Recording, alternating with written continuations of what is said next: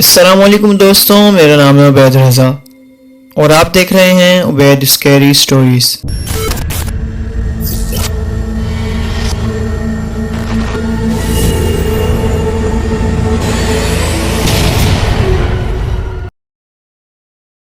امید کرتا ہوں آپ سب خیریت سے ہوں گے۔ اللہ پاک آپ سب کو سلامت رکھے۔ جیسا کہ آپ سبھی لوگ جانتے ہیں، میں آپ لوگوں کی بھیجی گئی سٹوریوں کو نریٹ کرتا ہوں۔ اگر آپ بھی مجھے اپنی سٹوری بھیجنا چاہتے ہیں تو نیچے آ رہے ای میل پر یا تو واٹس ایپ نمبر پر وائس میسج کے ذریعے یا ٹیکسٹ میسج کے ذریعے مجھ سے شیئر کر سکتے ہیں، جیسا آپ کو ایزی ہو۔ میں بیسٹ سٹوری سلیکٹ کرنے کے بعد آپ لوگوں کی کہانی نریٹ کر دوں گا۔ تو دوستوں، وہ کیا فیلنگ ہوگی اگر آپ کسی اپنے ریلیٹیو کے گھر جائیں اور وہاں پر اس گھر کی وجہ سے یا تو جو اطراف میں مکانات وغیرہ ہیں ان کی وجہ سے آپ کے ساتھ کچھ ایسی اب نارمل ایکٹیویٹیز ہونے لگ جائیں جن کی وجہ سے آپ بہت زیادہ پریشان ہو جائیں اور ڈر جائیں۔ یعنی آپ کو آوازیں آنا پیچھے سے لیکن کسی کا نہ ہونا، یا تو کسی ایسی چیز کا دکھ جانا اور اچانک سے غائب ہو جانا، تو کیا آپ دوبارہ ان ریلیٹیوز کے گھر جائیں گے؟ نیچے کمنٹس میں ضرور بتائیے گا۔ تو آج کی کہانی کچھ یوں ہی ہے جو کہ ہمیں نعمان نے شیئر کی ہے ناظم آباد سے۔ تو بنا ٹائم ویسٹ کیے ان کی کہانی انہی کی زبانی سنتے ہیں۔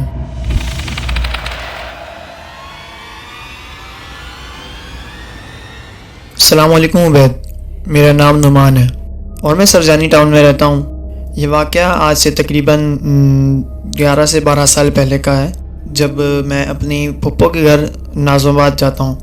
ہم لوگ سرجانی ٹاؤن میں رہتے تھے، لیکن اکثر ہی سیٹرڈے نائٹ ہم لوگ پھپھو کے گھر جاتے تھے اور وہاں پر سیٹرڈے نائٹ کو انجوائے کرتے تھے اپنے کزنز وغیرہ کے ساتھ، یعنی جیسے رات کو لوڈو وغیرہ کھیلنا اور انتاکشری اور بھی بہت سارے کھیل وغیرہ۔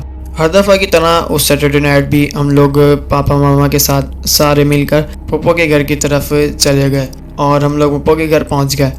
ہم وہاں پر شام کے ٹائم پہنچنے کے بعد پھپھو نے کھانا وغیرہ بنایا، ہم لوگوں نے رات کا کھانا وغیرہ کھایا اور اس کے بعد ہم لوگ سارے کزنز وغیرہ آپس میں بیٹھ کر باتیں وغیرہ کرنے لگے۔ باتیں کرتے کرتے ہمیں پتہ ہی نہیں لگا ٹائم کا، اور تقریباً 2 گھنٹے گزر چکے تھے، رات کے 10 بج گئے تھے اور ہم لوگوں نے اب سوچا کہ اب کوئی گیم وغیرہ کھیلتے ہیں، تو اس لیے ہم لوگوں نے لوڈو نکالا اور ہم لوگ بیٹھ کر لوڈو وغیرہ کھیلنے لگ گئے۔ ہم لوگ 6 کزنز تھے، لیکن اب لوڈو میں تو 4 لوگ ہی کھیلتے ہیں، اس وجہ سے 4 لوگوں نے لوڈو سٹارٹ کیا اور شرط یہ لگی کہ جو بھی اس میں سب سے لاسٹ آئے گا یعنی 4تھ نمبر پر، وہ سب کو کولڈ ڈرنک پلائے گا، جو لوڈو نہیں کھیل رہے ان کو بھی۔ اچھا، ابھی ہم نے یہ ڈیسائیڈ کیا ہی تھا کہ جو بھی ہارے گا تو وہ کولڈ ڈرنک پلائے گا سب کو۔ تو ہمارا ایک کنجوس کزن جو کہ فٹافٹ سے اٹھ کے سائڈ پہ بیٹھ گیا، بولتا کہ صحیح ہے بھائی، آپ لوگ کھیلو، میں آپ لوگوں کا لوڈو دیکھوں گا اور بس اینڈ میں کولڈ ڈرنک پی لوں گا۔ تو سب نے اس کا مل کر مذاق اڑایا اور لوڈو کھیلنا اسٹارٹ کر دیا۔ لوڈو کی گیم اسٹارٹ ہوئی اور کرتے کرتے بد نصیب میں کہ جو سب سے لاسٹ آیا یعنی 4تھ نمبر پر میں آیا، تو شرط کے مطابق مجھے جا کر کولڈ ڈرنک لے کر آئی تھی اور سب کو پلانی تھی۔ تو میں نے اپنے کزن کو بولا چلو میرے ساتھ چل کر کولڈ ڈرنک لے آتے ہیں، تو اس نے جانے سے منع کر دیا۔ اس نے بولا کہ بھائی شرط تم ہارے ہو تو تم جاؤ اور لے کر آؤ کولڈ ڈرنک، سب کو پلاؤ۔ تو میں نے بولا یار ساتھ تو چل لو، کوئی بات نہیں، ساتھ چلنے میں کیا ہے، پیسے میں ہی دے رہا ہوں، کون سا میں آپ سے لے رہا ہوں۔ تو انہوں نے میری بات نہیں مانی اور مجھے اکیلا بھیج دیا کولڈ ڈرنک لینے کے لیے۔ میں ویسے بھی اندھیرے وغیرہ سے ڈرتا نہیں تھا اور نہ کبھی کچھ میرے ساتھ ایسا ہوا جس کی وجہ سے میں اندھیرے والی جگہ سے جانے سے ڈروں یا کچھ اور ایسا۔ تو میں اکیلا اترا اور دکان کی طرف چل پڑا کولڈ ڈرنک لینے کے لیے۔ میں دکان کی طرف بڑھ ہی رہا تھا کہ میری نظر ایک پرانے زنگ آلودہ گیٹ پر پڑی، یعنی وہ دروازہ بہت ہی زیادہ پرانا تھا کیونکہ اس کے اوپر بہت زیادہ زنگ لگا ہوا تھا۔ جب میں نے مکان کی طرف دیکھا تو مکان کی کھڑکی میں ایک عورت کو دیکھا میں نے، جو کہ سفید کپڑے پہنے ہوئی تھی اور اس کے لمبے لمبے بال تھے اور سارے اس کے چہرے پر بکھرے ہوئے تھے، یعنی اس کا چہرہ جو ہے ذرا سا بھی مجھے نظر نہیں آ رہا تھا۔ میں نے سوچا شاید یہ میرا وہم ہے کیونکہ وہ مکان برسوں سے خالی تھا۔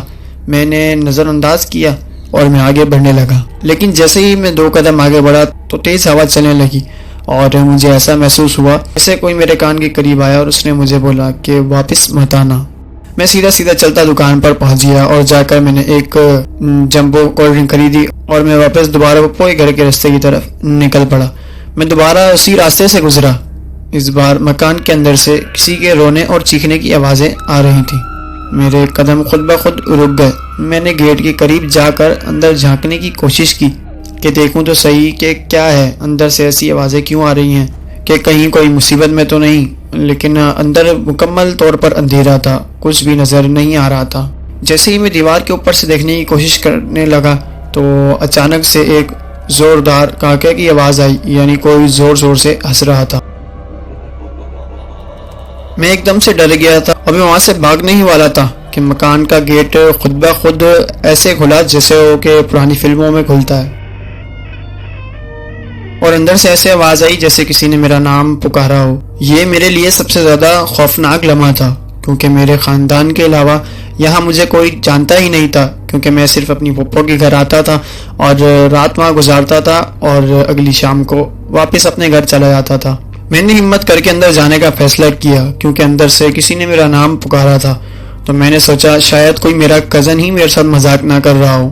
جب میں مکان کے اندر پہنچا تو مکان کے اندر ہر طرف دھول مٹی اور مکڑی کے جالے لگے ہوئے تھے۔ دیواروں پر لال رنگ تھا، نہ جانے وہ خون تھا یا رنگ تھا، مجھے نہیں پتا، اور ایک کمرے سے روشنی نکل رہی تھی۔ جیسے ہی میں کمرے کے قریب پہنچا دروازہ خود بخود کھل گیا۔ میں نے اپنے کزن حماد کو آواز دی کہ یار حماد باہر آ جاؤ، کہیں تم ہی تو میرے ساتھ مذاق نہیں کر رہے۔ اچانک سے کمرے کے اندر سے ایک سایہ میری طرف بڑھنے لگا۔ اس کا قد غیر معمولی حد سے بڑا تھا اور اس کی آنکھیں انگاروں کی طرح لال سرخ ہو رہی تھیں۔